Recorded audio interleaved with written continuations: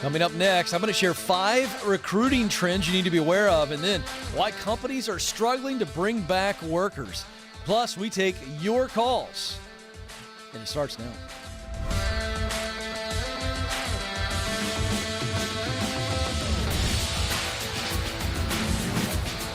All right, here we go. Coming to you live from Ramsey Solutions Studios in Nashville. You are joining a conversation about who you are, what you were created to do, where you want to do it, and how to get there.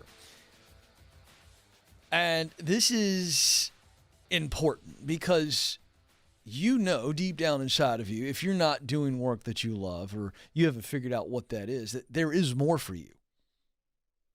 There's just more to life than working a job Monday through Friday and getting to the end of your life and just kind of going, well, you know, I kind of had a good job. There's just more to it than that. Everybody longs to make a difference and make a living. And we're going to show you how to do that. How do you go from paycheck to purpose? How do you make the income you need and the impact you want? We're going to show you. 844-747-2577 is the phone number. 844-747-2577. And you can jump in on the chat room if you're watching live just after 12 noon Eastern Standard Time.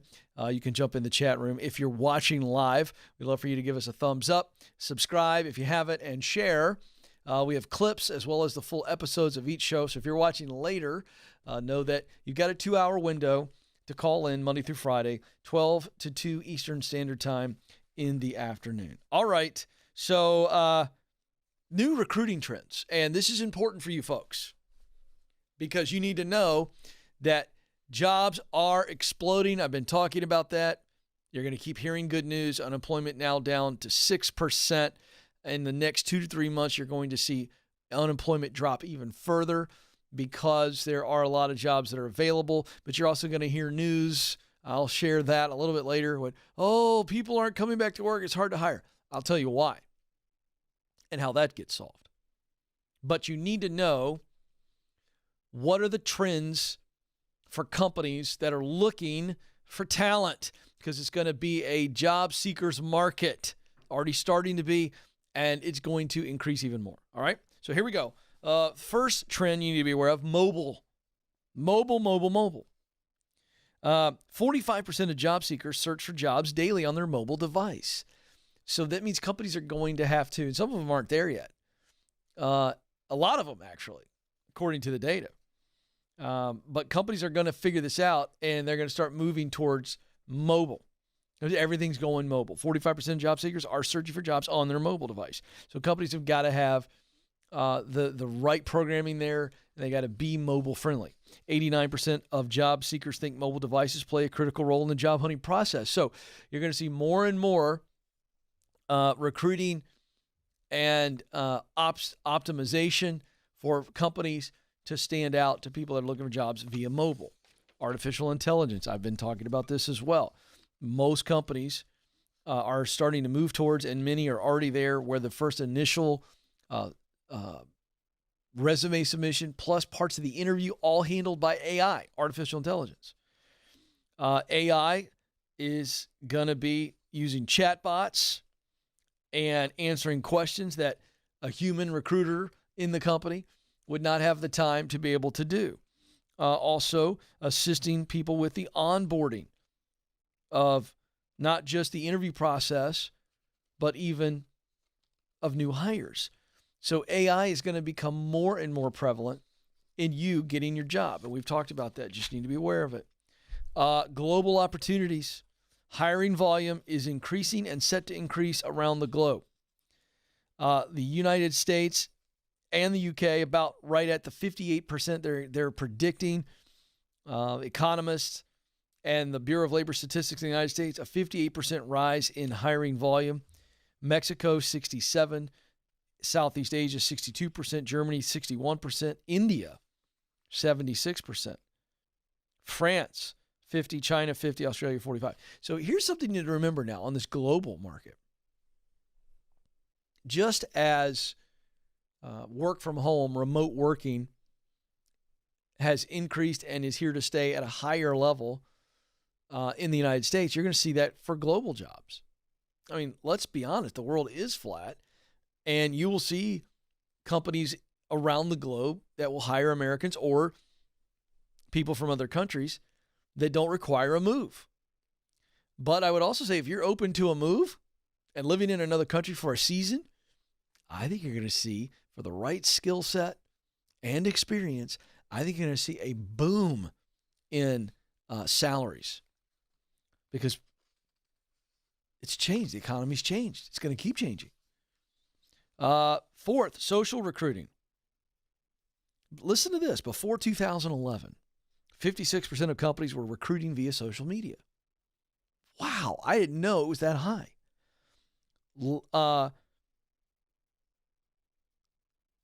Last year, 84% of companies. So before 2011, 56% were recruiting via social media. And last year, 84% of companies were recruiting via social media. Wow.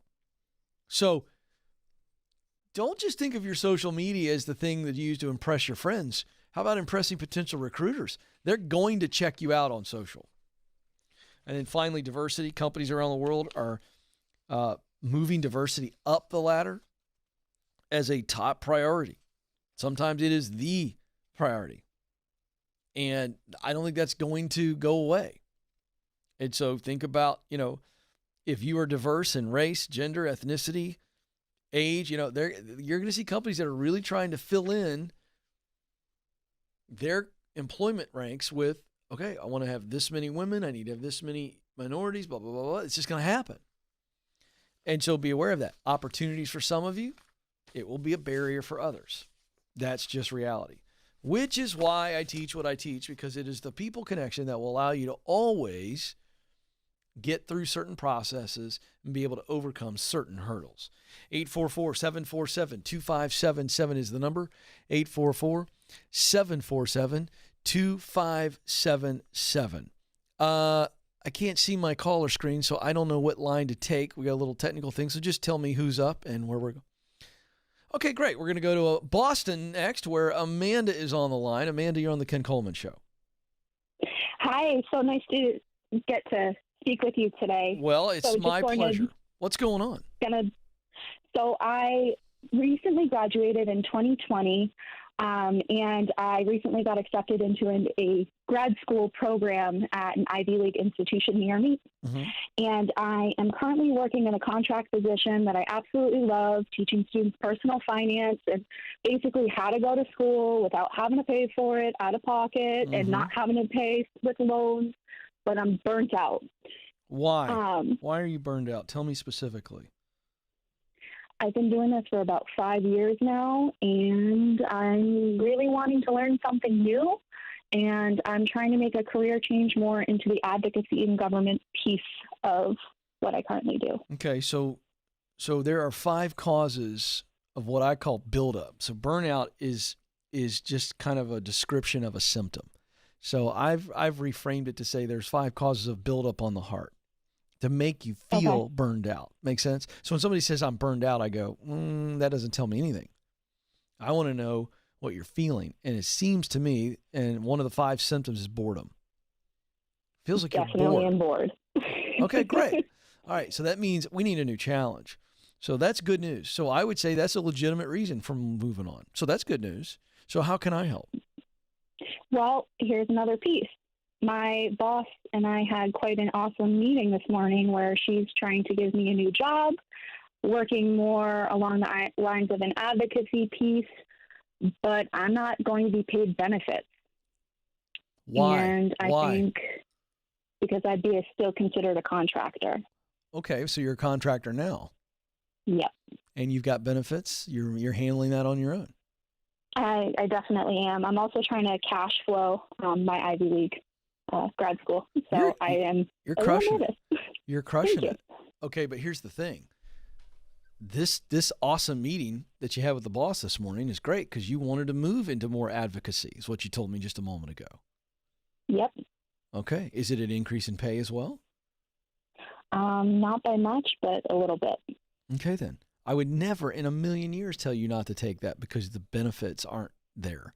I was just in a meeting with my team this morning. The Ken Coleman content team was in a meeting this morning. We were just talking about this, Madison. and I'm going to be doing more content on this. I'm so glad you called. Benefits are never a deciding factor in my mind, ever, because it's all about progress. So I would never stay in a company. I get this call all the time. Ken, listen, I really don't love what I'm doing, and I'm kind of tapped out. I got no room for growth. It's toxic, blah, blah, blah, blah, blah, whatever. And I got an opportunity that puts me on the ladder I want to be on, and the pay's about the same or it's a little bit more, but the problem is they don't have good benefits. And I'm like, who cares?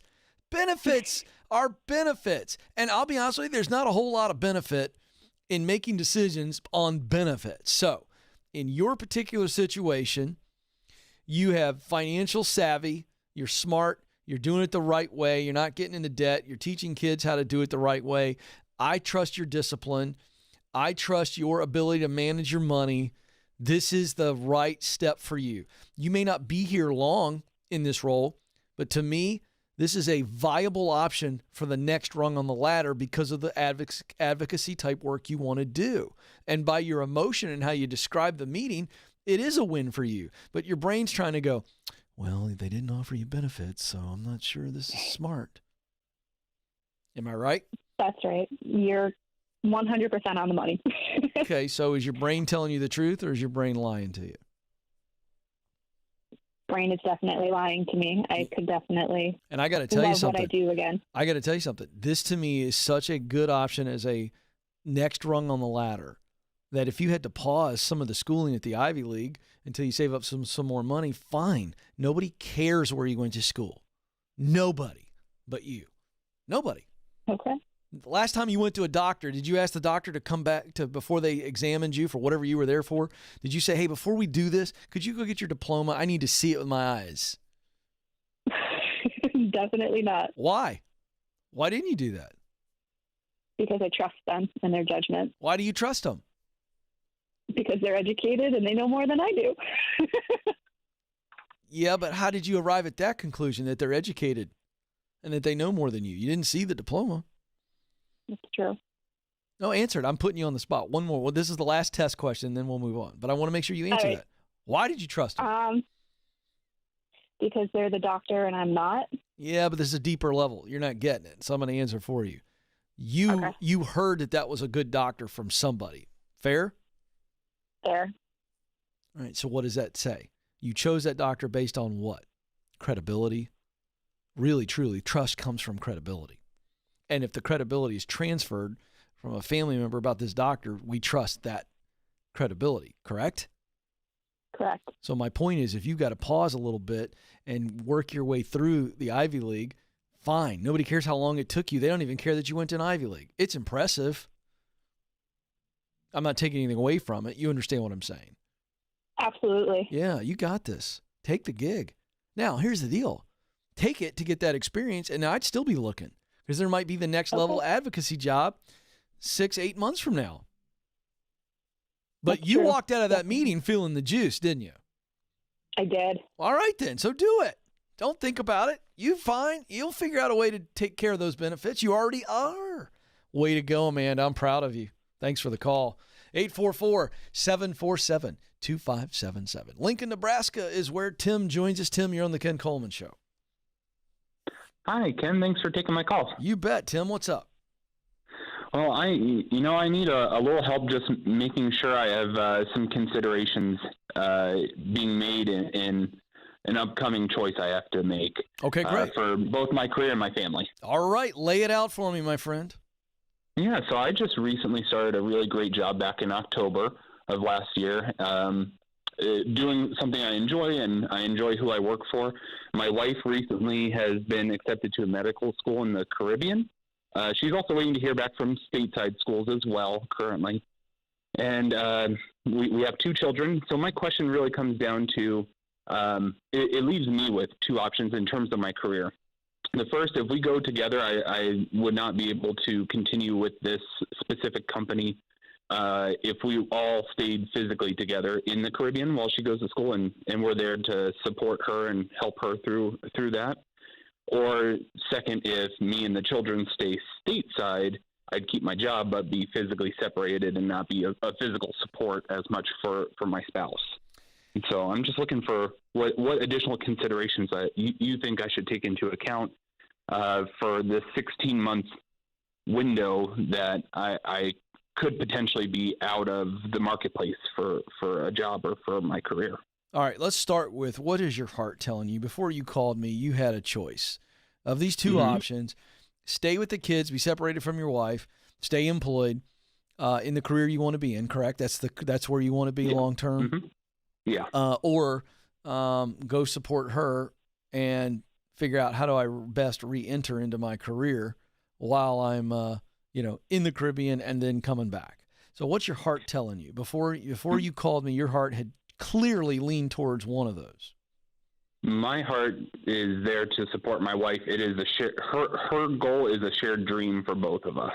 Okay. At the end of the day. All right. So the fear you have over choosing that is what? Be really specific right now. I mean, vulnerable with me. What's the fear if you do that? Not being able to find financial stability coming back stateside after a short time away. Okay, what would have to be true for that fear to be true? Well, what things would have to happen? What realities would have to be in place or happen upon your return that would make that fear the truth, that you're not going to be able to find gainful employment? That's a good question. I know. That's why I asked it. That's why. Yeah, that's why you're here. Mm-hmm. And I mean, really answer it. I think one of my fears is that I wouldn't quickly be able to find a job. I don't know what that might look like, or if I'd be valuable in the marketplace in a year and a half. Why would you not be valuable in an industry that you have a lot of experience and skill in? Well, and at that, I don't know how much experience I carry too. I think I'm 31. I still feel pretty fresh to this too. Tell me your field and what the ladder looks like for you. If you keep progressing, what is it? What does it look like? Ultimately, it's in healthcare. Doing what? And I work for a franchised organization, and so working in visiting with people, sharing their experiences with our service. So what is that role? What's that called? What's the title? Describe the role. Ombudsman. Okay. So that's a pretty versatile position too, in multiple industries. Okay. No.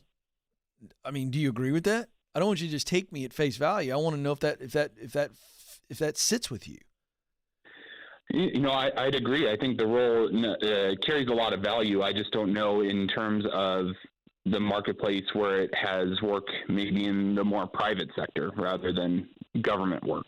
I think it's I feel very fortunate to have found a great job. Yeah, but healthcare is not government. Healthcare is private industry.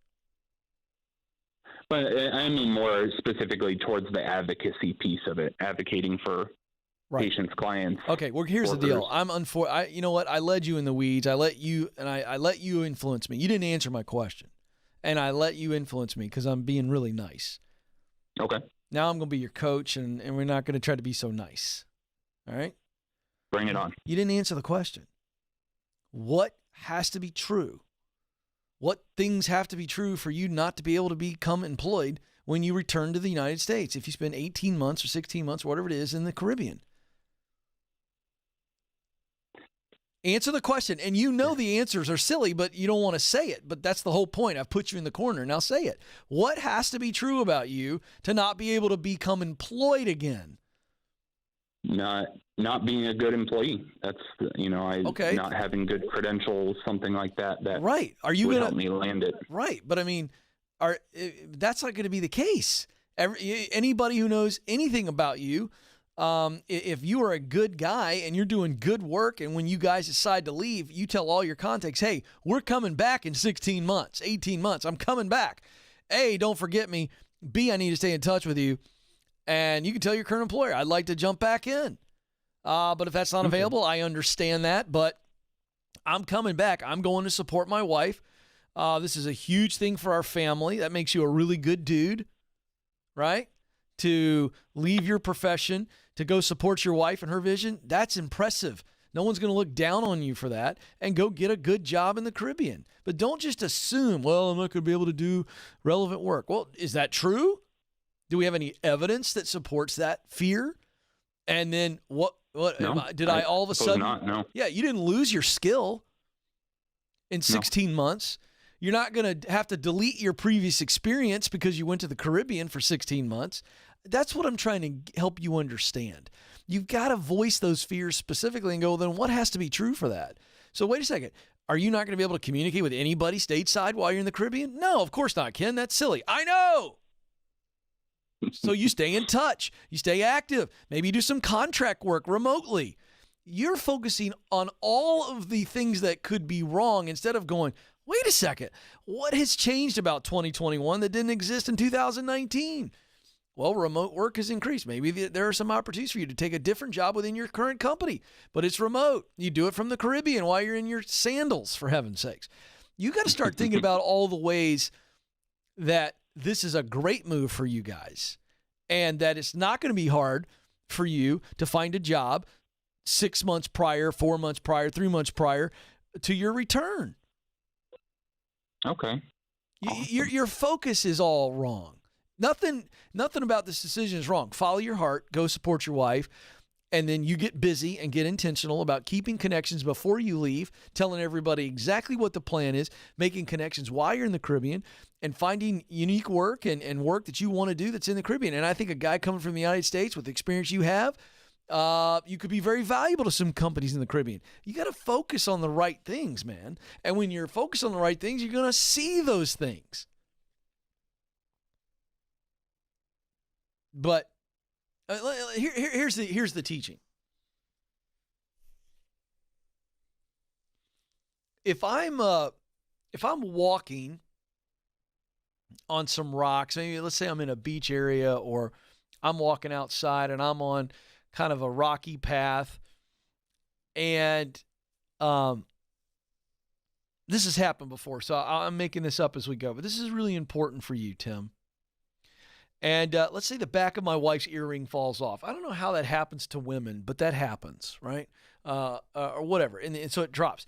And so she and I are holding hands and we're walking on this path. Now, as soon as it drops in this story, she says, oh, the back of my earring fell off. That's happened to us multiple times. So what do we do when we're walking on that path? We immediately stop and we go, okay. And we look down. Now, this is a rocky path, and the back of an earring is a smaller item. All right. But we know it's there.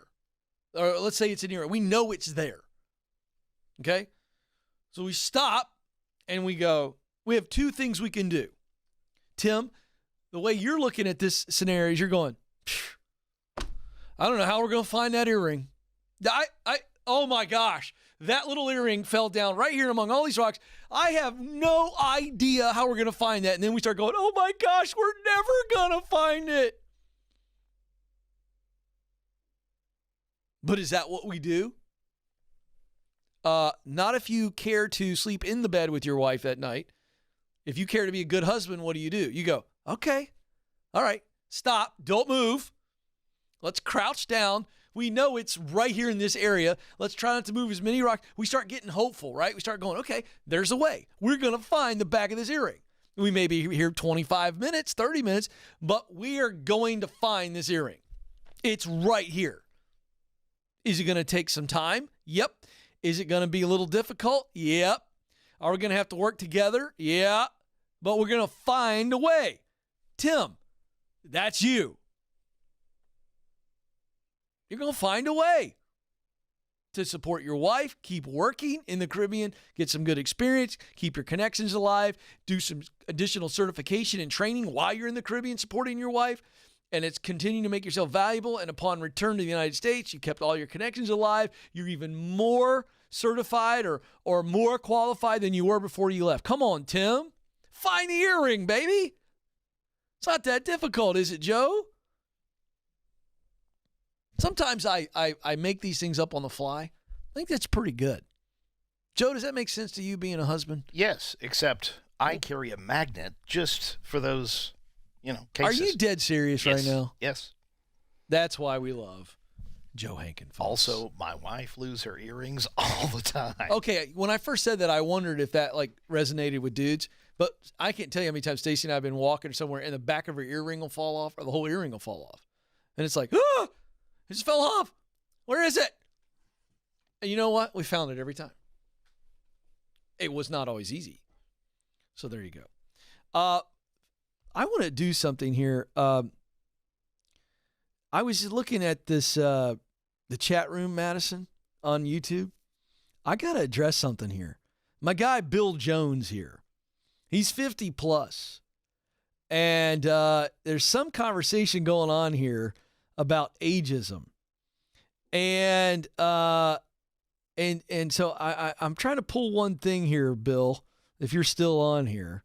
I love doing this, Madison, when I call people out. They're like, I thought I was enjoying the show and enjoying a little chat. And then, Ken saw it. But here's something I want to, he says here, my mind cannot take being under someone at this age. I like that, Bill. I love the vulnerability. Bill, I'm going to tell you, sir, I can help you with that. I think you need to call the show. That's all I'm going to say.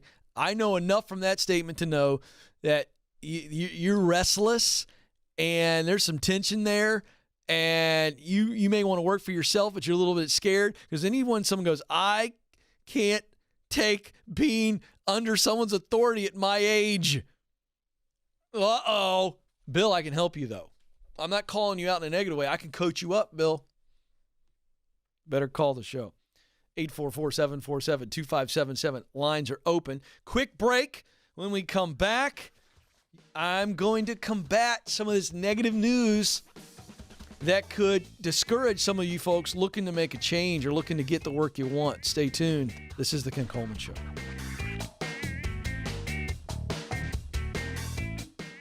We were drawn to Christian Healthcare Ministries because we both had young families and we wanted to have more children. And we had also just started a real estate company and needed to find healthcare coverage that would meet our needs. We were attracted to CHM because of its low monthly costs and the ability to negotiate medical costs down. Established in 1981 and accredited by the Better Business Bureau, CHM is here to meet the needs of your growing family or small business. Check us out at chministries.org. We absolutely believe in it.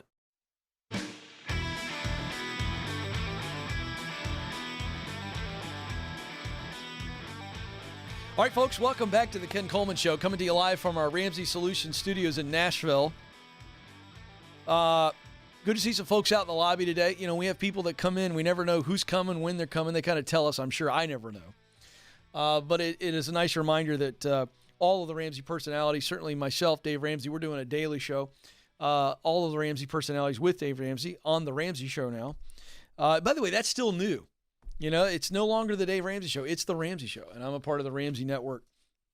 And so we love when people come to the office and watch our shows. We come out from time to time if they want us to, and if they don't want us to, we just sit behind the glass like zoo animals and they look at us.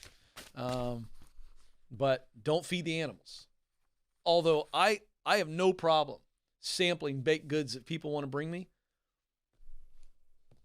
You know, when I hosted when it was the Dave Ramsey Show, Nathan was my director. When it was the Dave Ramsey Show YouTube channel, and I was the live host when Dave would go to radio break, I got to know the YouTube folks pretty well. And they would send me stuff. Remember the time the lady showed up with a giant block of cheese from Wisconsin? And it was a day I wasn't there. This lady brought me a whole block of cheese. And I wasn't there, but people would bring stuff. So, you know, Nathan, it occurs to me, I need to share the love.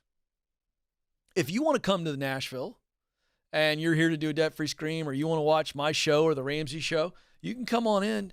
RamseySolutions.com. There's probably a button there to tell us that you're coming. And if you want to shower us with baked goods, there we go. They're showing you what the lobby looks like. If you're watching on YouTube, these people now are wishing that they wore, different clothes. They didn't know they were going to be on camera. I'm kidding. You look beautiful. But the point is that you can bring baked goods, and I'll share it with the whole control room. We got Madison, the producer. With the exception, no fruitcakes. Sorry. Yeah, but you know what, Joe? That's a very good point. Can I just say this on behalf of everyone on the planet? No one wants a fruitcake. And yet, people still buy fruitcakes. I wonder what, Madison, do this for me, please. Later in the show, before we sign off, I would like to have an idea, if it's out there, of what the annual fruitcake sales might be in the United States. That, to me, is really random and deserving of a little ADHD moment, because Joe's right. Don't bring us a fruitcake. We will throw it away. But anything else, we'll sample it, and I might give you some love on the air. Now I'm groveling for food, it feels like.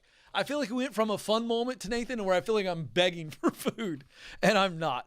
All right, let's keep going here. Joe, it's time for In the News. All right, folks, you're going to start hearing more and more of these headlines, and I'm going to break this down for you because I don't necessarily agree. And remember, headlines are designed to scare the you-know-what out of you. That's all that headlines are for. They need to snap your neck and look at them. And so, folks, just understand, you got to dig deep. Here we go. Here's a new one. America's companies are struggling to hire workers back. This is from Business Insider. And you ready for the next part of the line, Joe? I wasn't going to share this, but I got to prove my point. It risks derailing the economic recovery. No, it doesn't. Bad policy, as in continuing to extend unemployment benefits, is what will derail the recovery. Oh, boy. Ken, there you go. You said you wouldn't talk politics. I'm not going to talk politics. I'm going to tell you when bad economic policy, I don't care if it's a Republican or Democrat, I really don't. But the longer we extend these unemployment benefits, certain types of businesses will have a hard time hiring workers back. Now I'll explain. Worker shortages are hitting some businesses. I've been talking about this. Restaurants, bars, hotels, where they are traditionally lower wages, they're hourly wages, they're not career paths, they are entry-level jobs. Nancy Vanden Houten, she is a lead economist at Oxford Economics. So you usually hear that, a lot of you go, well, Ken, how dare you question an economics professor at Oxford? I'll tell you why, because she says this. There's no guarantee that the people whose jobs have been permanently eliminated will be able to find work elsewhere. What? Let me put this in layman's terms, because these people from Oxford like to talk smarter than the rest of us. There is no guarantee that the people whose jobs have been permanently eliminated will be able to find work elsewhere. Okay, here's what she's really saying. There's no guarantee that somebody who lost their job can find another job. Now, how stupid is that? That is ludicrous. That's like saying, if you lost your job in the pandemic, there's no guarantee that you'll ever be able to be employed ever. What? Come on. That's so the sky is falling, Chicken Little thinking from somebody who's supposedly really, really smart. Yes, I can tell you with certainty and guarantee you that if you lost your job in the pandemic, you can get another job. Is there a guarantee that you'll be able to get the absolute same job? No, but why are we saying that? That is nonsense. The economy changes. Companies go out of business. So, of course, you can't get the same job. But that is all fear-mongering. Do you want to know why certain companies can't hire people? It's because the unemployment benefits are, in many cases, more money for the individual than the job they had before. Let's just role play. Would you get paid more money to stay at home or take less money to go to work? I know my answer. I'd last exactly 2 weeks because I got to go work. I got to make progress. I got to do something. But I'm not judging people who stay at home and make more money than they would if they went to their past job. because these people are lower wage earners. So that increase in unemployment benefits, in other words, increase in income, that's a win for them financially. I don't judge those people. That's what I mean by bad policy. Well, Ken, how dare you? Some of these people need unemployment benefits. Okay, I know. But now the jobs are back. Give you an example. The National Restaurant Association, over year data, said that staffing at full-service restaurants is down 20%, or 1.1 million jobs that are open and available, but no one wants them. And the reason is people are making more money by staying at home than they are going in and working at the restaurant.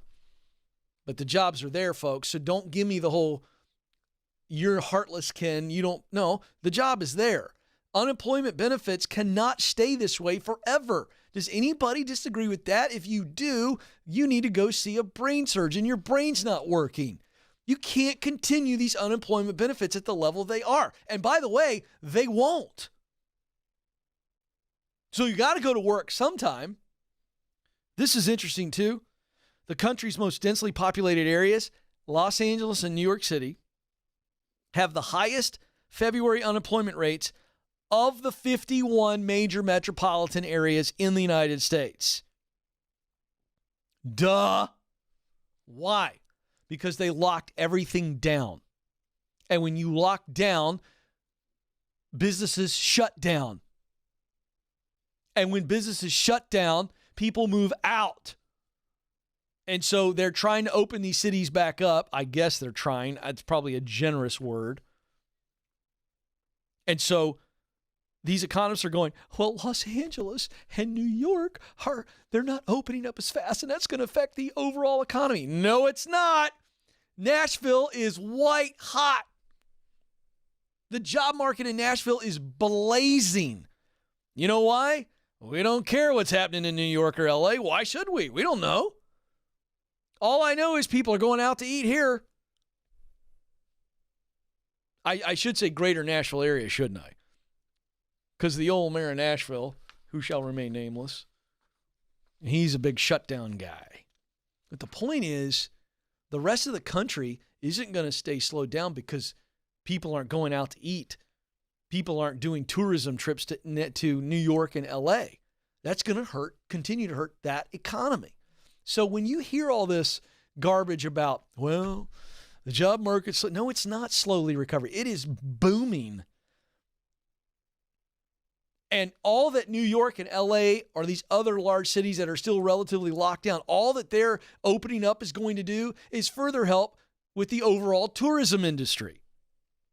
But I got to tell you, folks, I'm tired. Let me add sick to the list. I'm sick and tired of the narrative out there that the sky is still falling and our economy's not going to recover and people aren't going to be able to work. If you don't want to go to work, then you won't. But if you want to go to work, you're going to be fine. Which, by the way, it's why I'm doing my Get Hired event. April the 27th. If you're new to this program or you didn't come to our first one, tickets start at $20. It's for anybody who just wants a different, better job, and you feel like, Ken, I want the edge. I'm okay in my job. I'm going to move later this year when my industry comes back, or I've been hit by COVID. I need to get out of two part-time jobs and go to a full-time job. I'm a kid coming out of college, or I got a kid coming out of college, or I got a kid graduating high school, not going to go to college. For anybody who just wants the edge on getting hired, think of getting hired as a competitive competition, because it is. I just did a double comparison there. Competitive competition. Yeah, it's great. It's a competition. How do you beat the competition? My Get Hired event, April the 27th. Throw it on the screen there, Nathan. April the 27th, 8 Eastern, 7 Central Time. We've got a live audience, about 200 people here. If you're near the Nashville area and you want to have a super cool experience instead of just watching it online like everybody else, those are going to sell out. Jump on this. Text the word HIRED to 33789. Text the word HIRED to 33789. Tickets start at $20. Could be a great gift for somebody. And you can watch it live stream that night wherever you are in the world. And this is going to give you the edge. I'm going to break down how to beat the competition to get the job you want. We'll really do a deep dive on my first 3 stages of the 7 stages to doing work that you were created to do. Again, text the word hired to 33789. The team will send you a link and you can get all the information and buy your ticket. All right, Joe, my time is almost up. But before I let you go, I want you to know that you matter and you do have what it takes. Thank you for joining us. Until next time, this is the Ken Coleman Show. Press on.